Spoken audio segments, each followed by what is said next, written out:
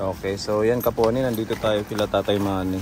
Yun nga po, kasama natin si Kuya Iman nandun sa loob ng sasakyan. Para surprise natin si Tatay kung anong reaction niya na nandito na naman yung anak niya. Baka mag-iyak-iyak na naman sigurado.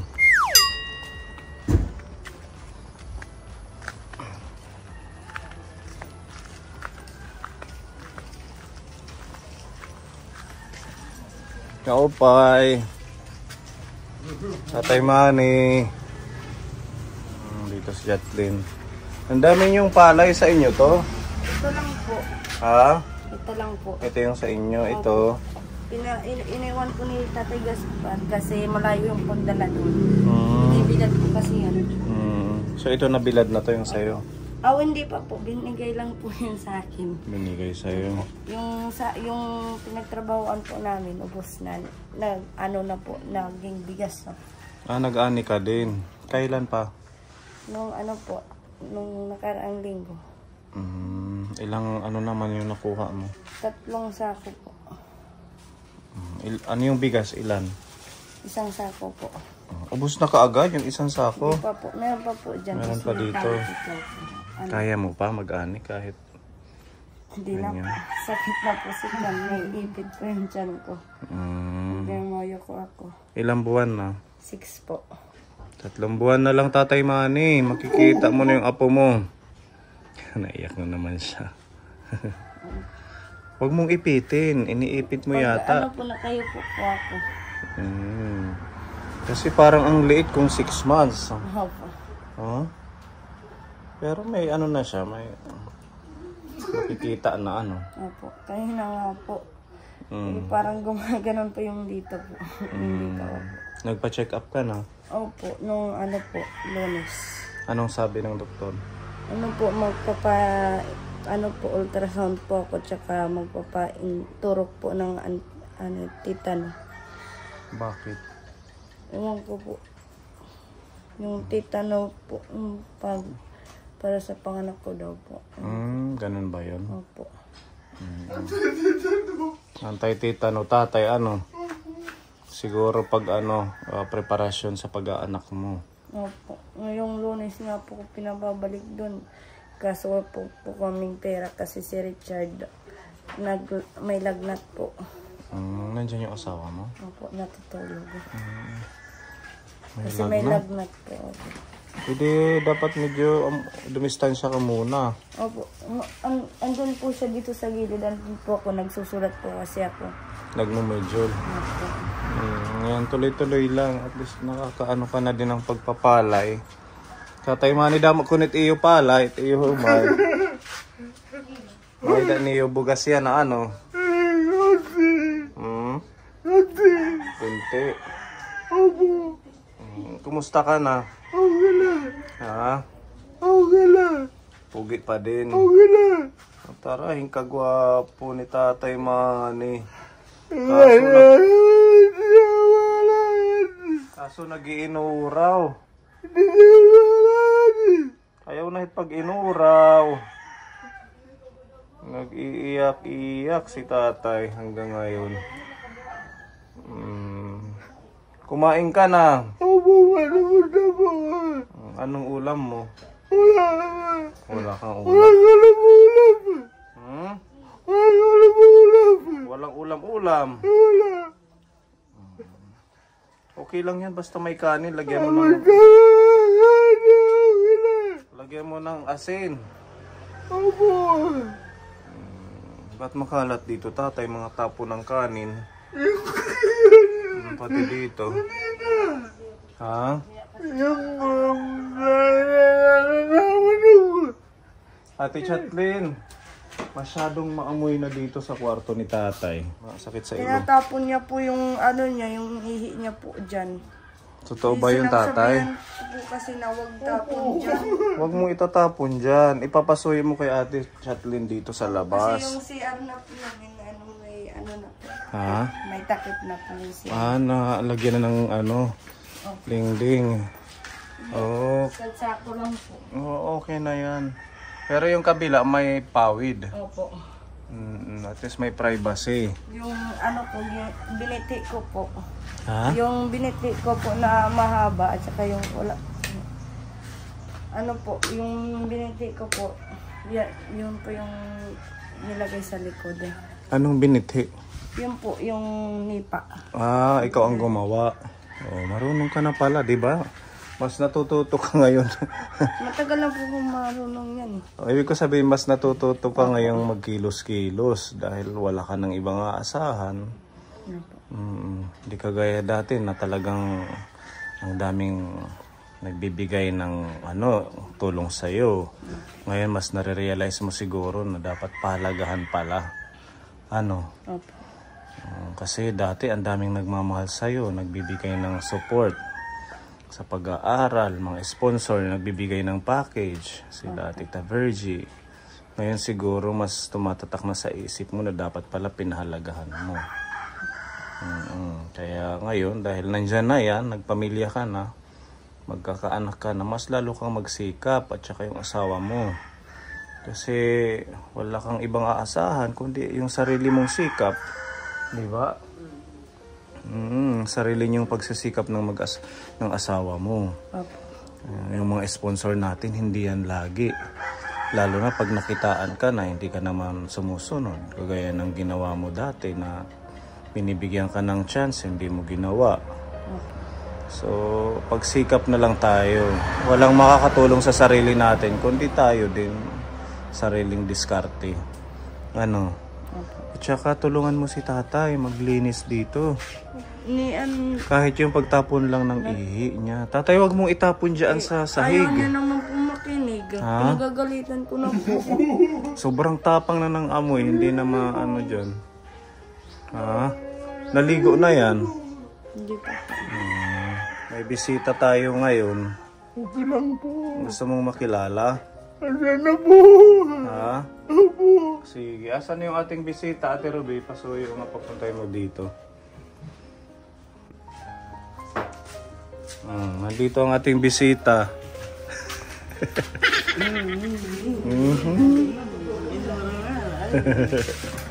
Bless mo na kay tatay mo. Amin ka ning tatay. Kaparigo. Grabe ang amoy dyan. Kailangan malinisan, kuya. Opo, kasi Namiss mo si Iman? Opo. Maano ka iya? Okay na.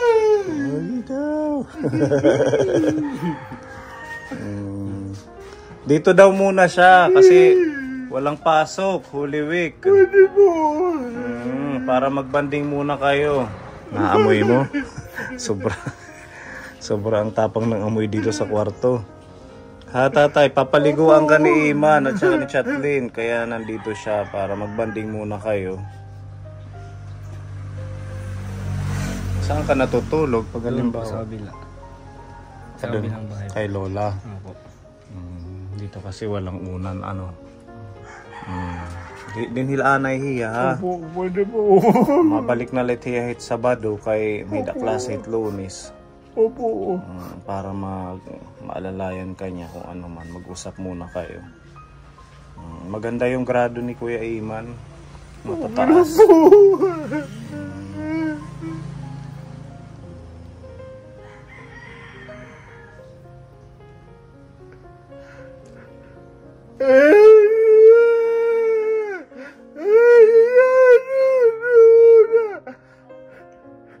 Huwag nang umiyak.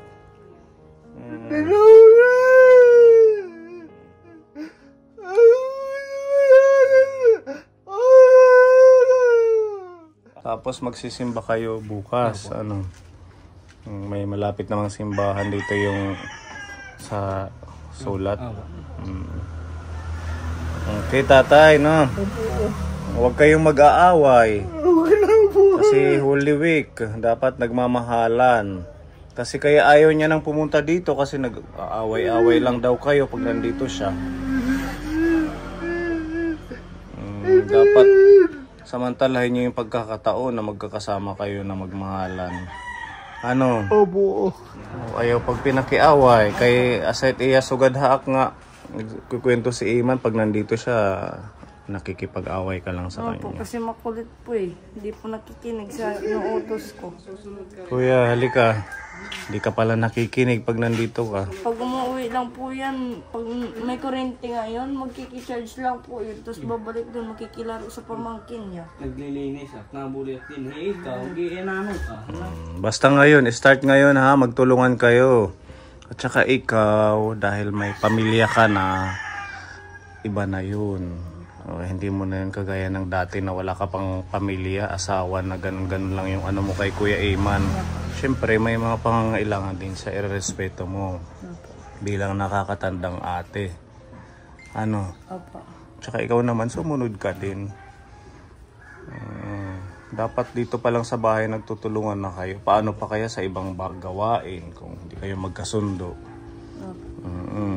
Tingnan mo, magiging pamangkin niya yung anak mo. Dapat mas lalong inaano mo yung pagmamahal kay kuya. Dahil nga, walay natin sa mga darating na araw, pag nakatapos yan, edi makakatulong yan sa inyo. Dahil ikaw naman, nag-stop ka mag-aral. Ano, ganun na lang. Mas lalo mong intindihin si Iman at saka mahalin.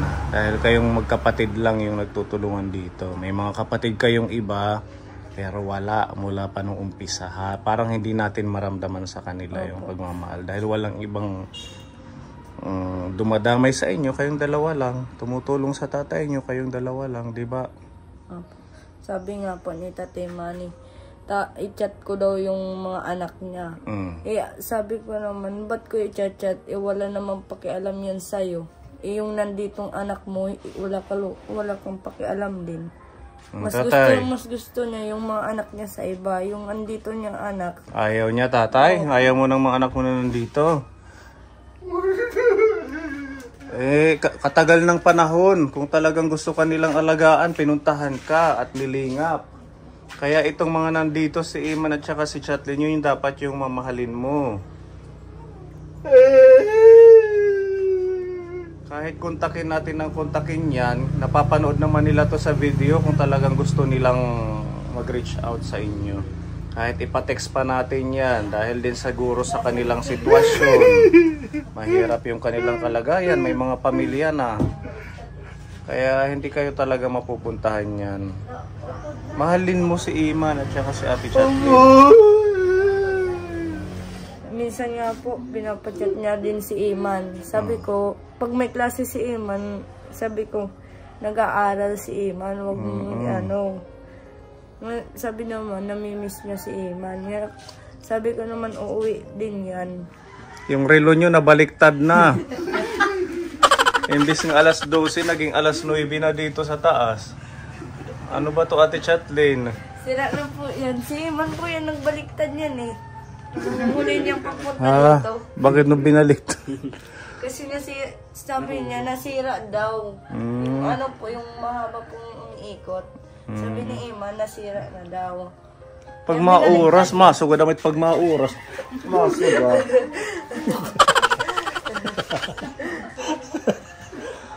Tatay man, nabaliktad na oras sa inyo.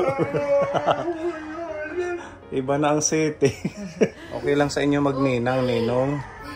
Pwede. Ha? Yes. Pero pag nagninang, ninong, dapat may 5,000. Ha?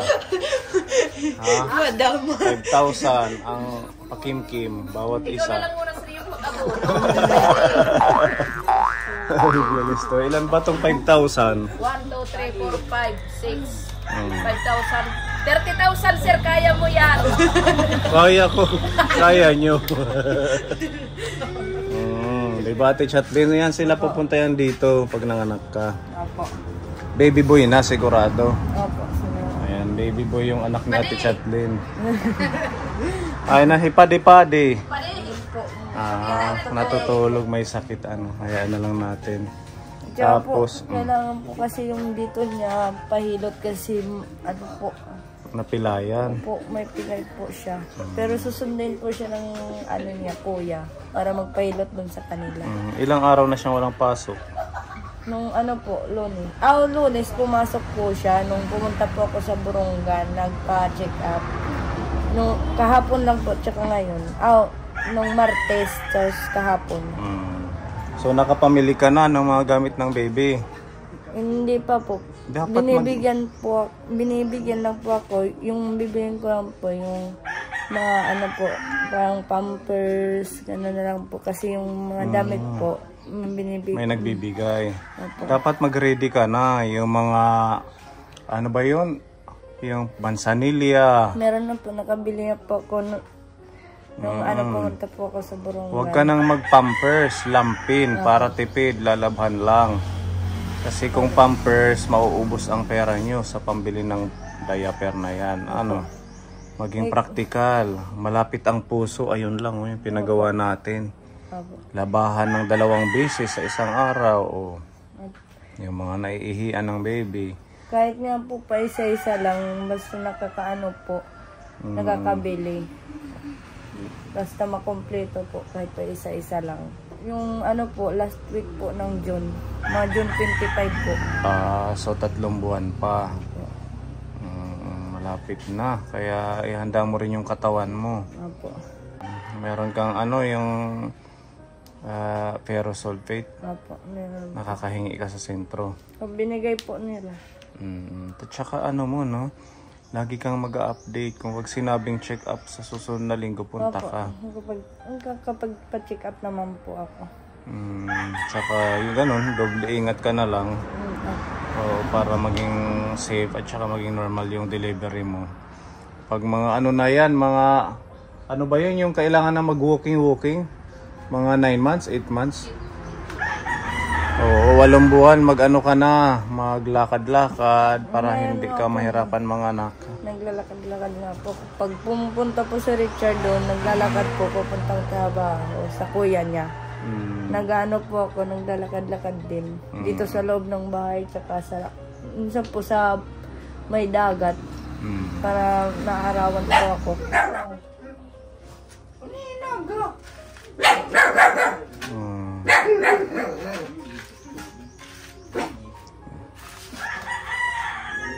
Ay, kapag ginungura. Natin kabagat nito, nag-uura-uri Pag umiiyak, mas lalong bumibigat. Opo. Huwag nang umiyak, tatay. Para hindi mahirapan yung mga anak mo.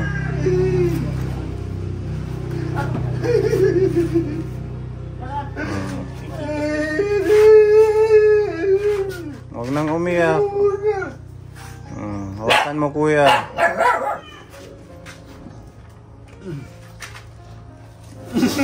Okay, kaya yan.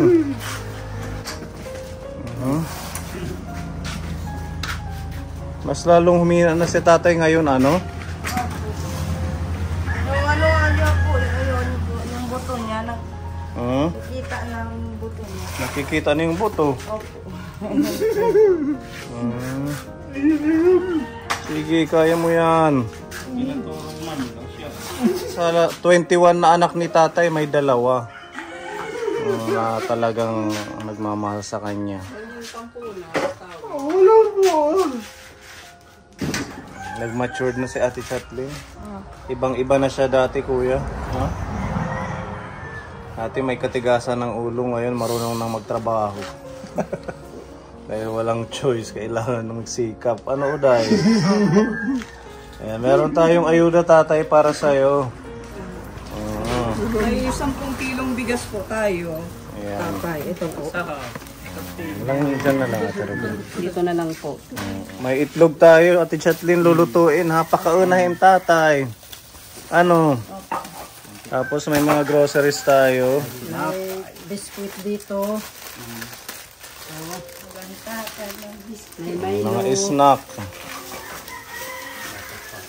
gatas. Toyo, saka. Oil. May mga dilata dito. Ayan, yung mga dilata natin, may luncheon meat, beef loaf, tapos sardinas. Saka ito po kaponi ay mga noodles. Para meron silang additional na pagkain. Ito daw, tinuturo ni tatay. May trios oil tayo. Igharap plus. Favorite niya po yung pang ano. Pang ano niya. Mamasahin na lang ni Kuya Iman mamayang gabi. Para ma-relax. Yan. At may mga noodles dito, Kuya Iman. Lutuan nyo si tatay nyo ngayon, ha? Tsaka magsaing kayo. Miswat, tsaka udon. Okay. May asukal, tsaka asin. Sukal, asin. Ito pang ligo. May sabon dito. Paliguan mo, Iman, ha? At yan, meron tayong 10 kilong bigas. Pagmamahal po yan, tatay ni Tita M ng Japan para sa inyo. Meron kayong makain ng ilang araw din yan, 2 linggo. Maraming salamat po. Maraming salamat po Tita M sa binigay niyo pong grocery po sa amin. Maraming salamat po. Maraming salamat po tayo sa groceries para na meron na pong makakain sila tatay. Balik ka sa Sabado or Sunday kasi may pasok ka ng next week, Tatay, anong nangyari sa tiyan mo? Ba't parang may hiwa? Yan. Opera. Ha? Bato. Ay, inoperahan siya. May opera na pala si tatay. Yung bato daw. Opo.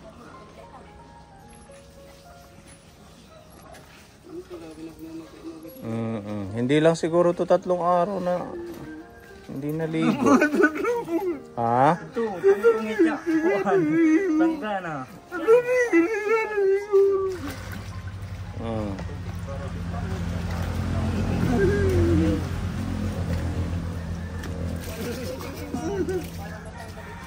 Tubigan mo, kuya, para mag kunti-kunti para bumula.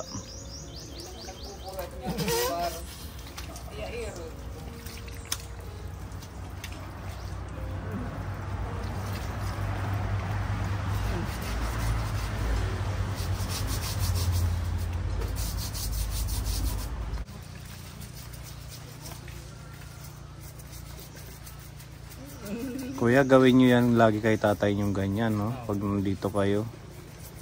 Pag nakakauwi ka. Hindi yung pag nasa video lang, ha?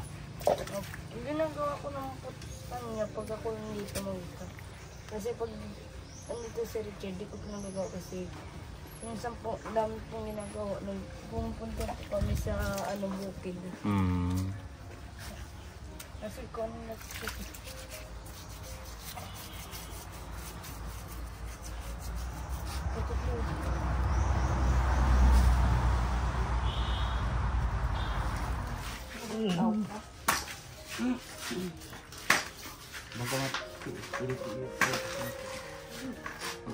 Okay. Kuya, magpakulo ka ng tubig. Timplahan mo siya ng gatas. May gatas tayo dyan. Painumin mo tapos paisnakin mo ng biskwit. Okay, hindi kami magtatagal. Kaya may pupuntahan pa kaming mission. Opo. Oo, salamat kay Tita M ng Japan sa blessing kay Tatay Manny. Okay. Sige kuya, ha? Alis na kami. Thank you po. Chatlin, ha? Mag-ingat ka.